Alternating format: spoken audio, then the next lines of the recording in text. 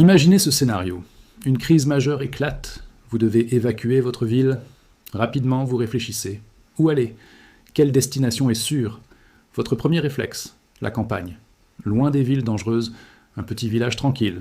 Des champs, des forêts, de l'espace. Ça semble logique, non? Erreur. Vous n'êtes pas le seul à avoir cette idée. Des millions de personnes pensent exactement la même chose au même moment. Et c'est là que le refuge sûr devient une zone à haut risque. Pendant les 14 prochaines minutes, je vais vous révéler les 5 types de destinations que tout le monde considère comme des refuges en cas de crise, mais qui deviennent des zones critiques, précisément parce que tout le monde y va. Je vais vous expliquer pourquoi ces lieux précisément. Quels sont les mécanismes qui transforment un havre en situation à haut risque? Et surtout, comment reconnaître ces pièges pour les éviter? Parce que comprendre la psychologie des foules et la logistique des crises, ce n'est pas du survivalisme extrême, c'est de la géographie humaine, de la sociologie des catastrophes et du bon sens stratégique. Important, cette analyse est théorique et éducative. Elle vise à développer l'esprit critique face aux intuitions communes qui peuvent être trompeuses. Restez jusqu'à la fin, car je vais vous donner la règle d'or pour identifier les vrais refuges, ceux que personne d'autre ne considère. Alors, quelles sont ces 5 destinations pièges? Découvrons-le ensemble. Mais avant de révéler les 5 destinations, comprenons le paradoxe fondamental, le paradoxe du refuge évident. Principe numéro 1, ce que tout le monde pense être sûr devient une zone à risque. Quand des millions de personnes ont la même idée au même moment, cette idée cesse d'être optimale. Les ressources limitées sont submergées. Les infrastructures s'effondrent. La compétition pour la survie s'intensifie. Principe numéro 2, les humains sont prévisibles dans leur imprévisibilité. En situation de crise, les gens ne prennent pas des décisions rationnelles et uniques. Ils suivent des schémas comportementaux prévisibles. Ils vont vers ce qui leur semble familier, rassurant et logique. Et c'est cette prévisibilité qui crée les problèmes. Principe numéro 3. Les infrastructures sont dimensionnées pour la normale, pas pour l'exceptionnel. Un petit village de 1000 habitants a des ressources pour 1000 habitants. Si 10 000 personnes arrivent dans une journée, tout s'effondre. Eau, nourriture, électricité, services médicaux. Principe numéro 4. La congestion crée des situations critiques. Dans une évacuation, le danger n'est souvent pas la catastrophe elle-même, mais l'embouteillage humain qui se crée. Des milliers de personnes coincées sur une route sans nourriture, sans eau, sans possibilité d'avancer ou de reculer. Principe numéro 5. L'effet moutonnier amplifie tout. Une personne voit d'autres personnes aller dans une direction. Elle suit, d'autres voient et suivent.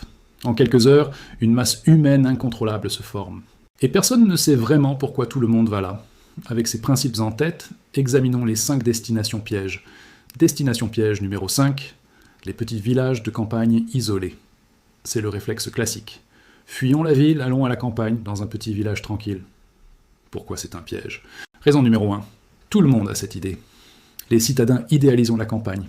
Ils imaginent des villages accueillants avec des ressources abondantes.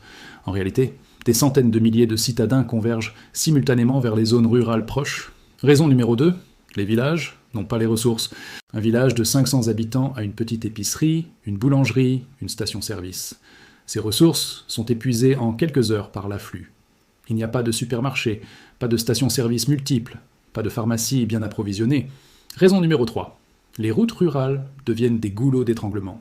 Les petites routes de campagne à 2 voies ne peuvent pas absorber des dizaines de milliers de véhicules. Embouteillage massif, les gens abandonnent leurs voitures. Ils marchent, ils se retrouvent coincés, loin de tout, sans ressources. Raison numéro 4, les populations locales se protègent. Les habitants des villages, voyant un afflux massif menaçant leurs propres ressources, peuvent devenir hostiles.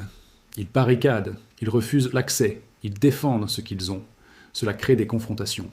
Raison numéro 5, pas d'infrastructure d'urgence. Les petits villages n'ont pas d'hôpitaux, pas de services d'urgence importants, pas de capacité logistique pour gérer des milliers de personnes. Les blessés, les malades n'ont nulle part où aller. Exemple historique. Lors de l'évacuation de Paris en mai-juin 1940, face à l'avancée allemande, des millions de Parisiens ont fui vers les campagnes.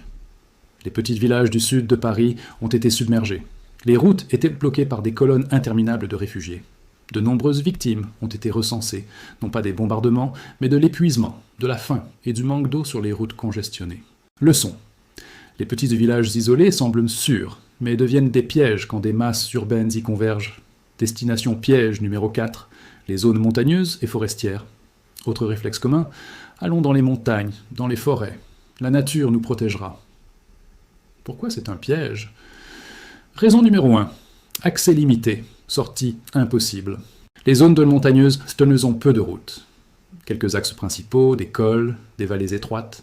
Quand des dizaines de milliers de personnes empruntent ces routes simultanément, elles deviennent des goulots d'étranglement fatal. Impossible d'avancer, impossible de faire demi-tour. Raison numéro 2, conditions météorologiques imprévisibles. Les montagnes ont des conditions climatiques changeantes et dangereuses. Un orage, de la neige, du brouillard peuvent transformer une évacuation en tragédie. Les gens non préparés, sans équipement, en vêtements de ville, sont exposés à l'hypothermie, aux glissades, aux chutes. Raison numéro 3, aucune infrastructure. Dans les zones montagneuses isolées, il n'y a rien. Pas de magasins, pas de station-service, pas d'abri. Les refuges de montagne existants peuvent accueillir quelques dizaines de personnes, pas des milliers. Raison numéro 4, risque naturel amplifié. Les montagnes présentent des dangers propres. Avalanches, glissements de terrain, chutes de pierres. Une masse de personnes non expérimentées dans un environnement montagneux est une recette pour les accidents massifs. Raison numéro 5, recherche et secours impossibles. Si des milliers de personnes se dispersent dans des zones montagneuses ou forestières, les secours ne peuvent pas les atteindre. Les gens se perdent, se blessent et se retrouvent dans des situations critiques sans aide. Exemple historique. Lors de l'incendie de forêt de Campfire en Californie en 2018, des milliers de personnes ont tenté de fuir par des routes de montagne étroites. Les embouteillages ont été tels que des personnes se sont retrouvées en danger critique dans leurs véhicules coincés. Les routes montagneuses, au lieu d'être des voies d'évacuation sûres, sont devenues des zones à très haut risque. Leçon. Les montagnes et forêts ne sont pas des refuges pour des masses non préparées. Elles deviennent des environnements hostiles et mortels. Destination piège numéro 3, les côtes et les îles. Beaucoup pensent, allons vers la mer, vers une île. Nous serons isolés et en sécurité. Pourquoi c'est un piège? Raison numéro 1, accès limité et contrôlé. Les côtes, et surtout les îles, ont des points d'accès très limités. Ports, ferries, ponts. Ces points deviennent des zones de congestion extrême. Des milliers de personnes se pressent pour embarquer sur des ferries qui ne peuvent transporter que quelques centaines de passagers par trajet. Raison numéro 2, ressources insulaires limitées. Une île a des ressources strictement limitées. Eau potable souvent dépendante de l'approvisionnement continental. Nourriture importée. Électricité parfois produite localement mais limitée. Une île de 10 000 habitants ne peut pas absorber 50 000 réfugiés sans s'effondrer. Raison numéro 3, vulnérabilité aux éléments. Les côtes sont vulnérables aux tempêtes, aux tsunamis, aux montées des eaux. En cas de crise climatique ou sismique, être sur une côte ou une île peut être le pire endroit.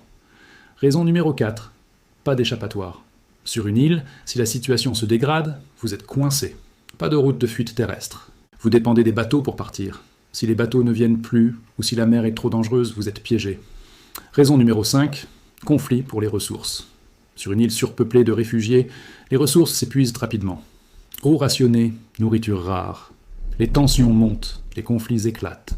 L'île devient un microcosme de tous les problèmes de l'évacuation, mais sans possibilité de fuite. Exemple historique. Lors de l'ouragan Katrina en 2005, des dizaines de milliers de personnes ont tenté de fuir la Nouvelle-Orléans, vers les zones côtières et les îles barrières. Beaucoup ont été piégés par la montée des eaux. Les routes étaient coupées. Les secours ne pouvaient pas accéder. Des milliers de personnes sont restées coincées pendant des jours dans des conditions très difficiles, sans eau ni nourriture. Leçon. Les îles et côtes peuvent sembler isolées et sûres, mais elles deviennent des pièges sans échappatoire lors d'évacuations massives. Destination piège numéro 2, les grandes villes voisines. Réflexe évident. Fuyons notre ville en crise. Allons dans la grande ville voisine qui semble stable. Pourquoi c'est un piège catastrophique? Raison numéro 1, des millions ont la même idée. Si votre ville de 2 millions d'habitants est en crise, et que la grande ville voisine de 3 millions semble stable, devinez quoi? Les 2 millions veulent y aller. La ville voisine passe de 3 à 5 millions d'habitants en quelques jours. Raison numéro 2, effondrement des infrastructures urbaines. Une ville est dimensionnée pour sa population normale. Eau, électricité, égouts, transport, hôpitaux, tout a des capacités limitées. Un afflux massif submerge tout. Les systèmes s'effondrent, l'eau manque, les égouts débordent, les hôpitaux sont saturés, le chaos s'installe. Raison numéro 3, goulot d'étranglement urbain. Les entrées d'une grande ville sont limitées. Autoroutes, ponts, tunnels. Des centaines de milliers de véhicules convergent simultanément. Embouteillages monumentaux. Les gens abandonnent leurs voitures sur les autoroutes. Ils marchent. Les routes deviennent des parkings géants. Raison numéro 4. Effet domino de crise. Une ville submergée par des réfugiés devient elle-même une zone de crise. Les ressources s'épuisent, l'ordre public se dégrade, la ville refuge devient la prochaine ville à évacuer. Mais maintenant, vous êtes piégé au milieu d'une population encore plus dense. Raison numéro 5. Fermeture des frontières urbaines. Les autorités de la ville voisine, voyant l'afflux, peuvent fermer les accès. Barrages routiers, contrôle, refus d'entrée. Vous vous retrouvez coincé entre une ville en crise derrière vous et une ville fermée devant vous. Exemple historique. Lors de la crise syrienne, des millions de réfugiés ont tenté de rejoindre les grandes villes comme Damas, Alep, ou de traverser vers la Turquie et ses grandes villes frontalières. Les villes-refuges sont devenues elles-mêmes des zones de crise, submergées, avec des camps de réfugiés géants, des pénuries et des conditions déplorables. Leçon. Les grandes villes voisines semblent être des refuges logiques, mais elles deviennent rapidement des zones de crise amplifiées par la densité. Destination piège numéro 1, les points de passage obligés, les autoroutes, les ponts, les tunnels, c'est le piège le plus mortel et le moins évident. Les gens ne pensent pas aux destinations comme des pièges, mais aux routes. Erreur fatale. Pourquoi c'est le pire piège? Raison numéro 1, goulot d'étranglement absolu. Il existe toujours des points de passage obligés, un pont unique qui traverse un fleuve, un tunnel qui traverse une montagne, une autoroute unique qui sort d'une région. Lors d'une évacuation massive, des centaines de milliers de véhicules convergent vers ces points. Le débit est limité. Le résultat? Embouteillage de dizaines de kilomètres. Raison numéro 2, immobilité totale. Une fois coincé dans un embouteillage géant sur une autoroute ou un pont, vous ne pouvez ni avancer ni reculer. Les voies sont bloquées dans toutes les directions. Vous êtes piégé dans votre véhicule, pendant des heures, parfois des jours. Raison numéro 3, épuisement des ressources vitales. Coincé dans votre voiture, vous consommez l'essence pour le chauffage ou la climatisation. L'essence s'épuise. Vous consommez l'eau et la nourriture que vous avez emportées. Elles s'épuisent. Il n'y a nulle part pour se réapprovisionner. Les stations-service le long de la route sont déjà vides, prises d'assaut par les premiers arrivés. Raison numéro 4, conditions sanitaires difficiles. Des milliers de personnes coincées sur une route pendant des jours sans toilette, sans hygiène.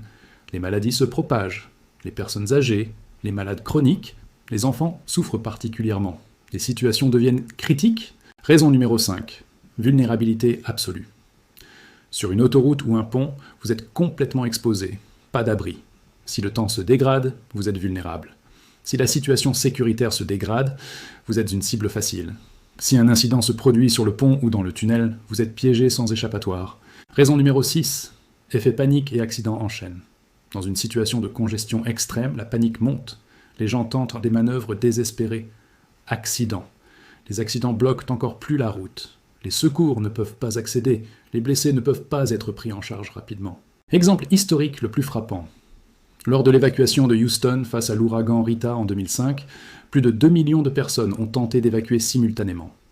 Les autoroutes sont devenues des parkings géants, des embouteillages de plus de 100 km. Des gens ont passé 20 heures coincés dans leur voiture sous la chaleur texane. Plus de 100 personnes sont mortes dans l'évacuation elle-même, avant même que l'ouragan n'arrive. La plupart sont mortes de déshydratation, de crise cardiaque, d'accidents sur les routes congestionnées. Leçon. Les points de passage obligés sont les pièges les plus mortels car ils concentrent tous les problèmes en un seul lieu inévitable. Maintenant, comprenons le schéma commun à toutes ces destinations pièges. Le schéma est simple, évidence apparente, convergence massive, saturation des ressources, dégradation des conditions, situation critique. Étape 1. Une destination semble évidemment sûre selon le raisonnement intuitif commun. Étape 2. Des centaines de milliers, voire des millions de personnes ont le même raisonnement intuitif simultanément. Étape 3. La masse humaine converge vers cette destination, saturant toutes les infrastructures et ressources. Étape 4. Les conditions se dégradent rapidement. Pénurie, congestion, tension, conflit. Étape 5. La destination sûre est devenue une zone à haut risque. Mais il est trop tard pour partir. Vous êtes coincé. Ce schéma s'applique à presque toutes les destinations évidentes. Alors, quelle est la règle d'or pour éviter ces pièges? Règle d'or, allez là où personne ne pense à aller. Plus précisément, identifiez les lieux qui ne correspondent pas aux critères intuitifs de refuge, mais qui ont les ressources nécessaires et qui ne seront pas submergés. Caractéristique numéro 1, contre-intuitif. Le lieu ne semble pas évident comme refuge. Les gens ordinaires ne le considèrent pas. Exemple, une petite ville industrielle moyenne, pas touristique, pas pittoresque, que personne ne considère comme havre de paix. Caractéristique numéro 2, accès multiple. Le lieu a plusieurs routes d'accès et de sortie, pas de goulot d'étranglement unique. Exemple, une ville de plaine avec un réseau routier développé dans toutes les directions. Caractéristique numéro 3, taille moyenne.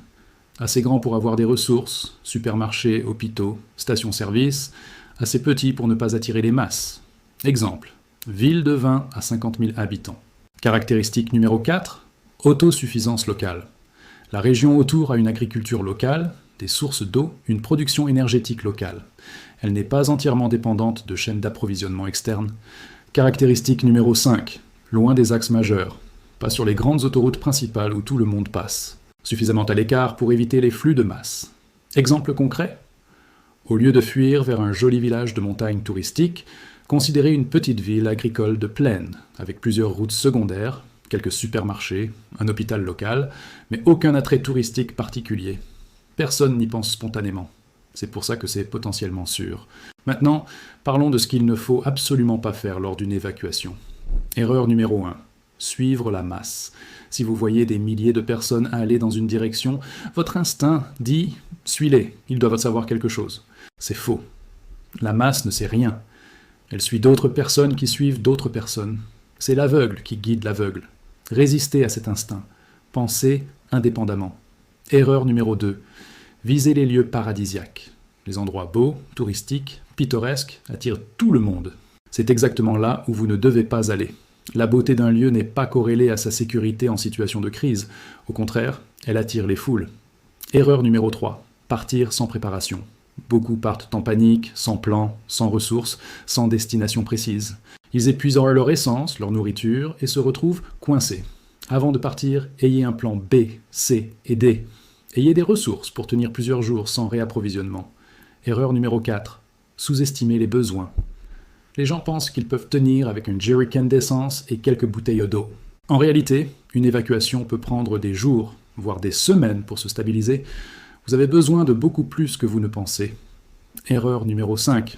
Ne pas avoir d'alternative. Si votre destination principale est inaccessible ou dangereuse, avez-vous une alternative? La plupart des gens n'en ont pas. Ils se retrouvent quand même coincés sur une route sans savoir où aller ensuite. Clarification importante. Cette analyse n'est pas une recommandation d'évacuer ou de paniquer. Elle vise à développer une compréhension des dynamiques de foule et des erreurs cognitives communes. En situation réelle, suivez toujours les consignes des autorités locales. Pour conclure, récapitulons les 5 destinations pièges. Destination 5, les petits villages de campagne isolés. Ils n'ont pas les ressources pour absorber des masses urbaines. Les routes rurales deviennent des goulots. Les populations locales se protègent. Destination 4, les zones montagneuses et forestières. Accès limité, conditions dangereuses, aucune infrastructure, environnement hostile pour les masses non préparées. Destination 3, les côtes et les îles. Ressources limitées, accès contrôlé, vulnérabilité aux éléments, pas d'échappatoire si la situation se dégrade. Destination 2, les grandes villes voisines. Elles semblent stables mais sont rapidement submergées. Les infrastructures s'effondrent. Elles deviennent la prochaine zone de crise. Destination 1, les points de passage obligés. Autoroutes, ponts, tunnels. Ce sont les pièges les plus mortels. Immobilité totale, épuisement des ressources, vulnérabilité absolue. La leçon fondamentale. En situation de crise, l'intuition commune est souvent trompeuse. Ce qui semble évident à tout le monde devient dangereux précisément parce que tout le monde y pense. La stratégie optimale. Pensez différemment. Identifiez les lieux contre-intuitifs qui ont les ressources mais n'attireront pas les masses. Ayez un plan, des alternatives et des ressources. Et surtout, ne suivez pas aveuglément la foule. Si cette analyse vous a apporté une perspective nouvelle sur la psychologie des évacuations et la géographie des crises, likez cette vidéo. Abonnez-vous pour plus de contenu sur la géographie humaine, la sociologie des catastrophes et l'analyse stratégique. Et dites-moi en commentaire, connaissiez-vous ces paradoxes? Aviez-vous déjà réfléchi aux pièges des destinations évidentes? Merci de votre attention. Géographie, psychologie, stratégie.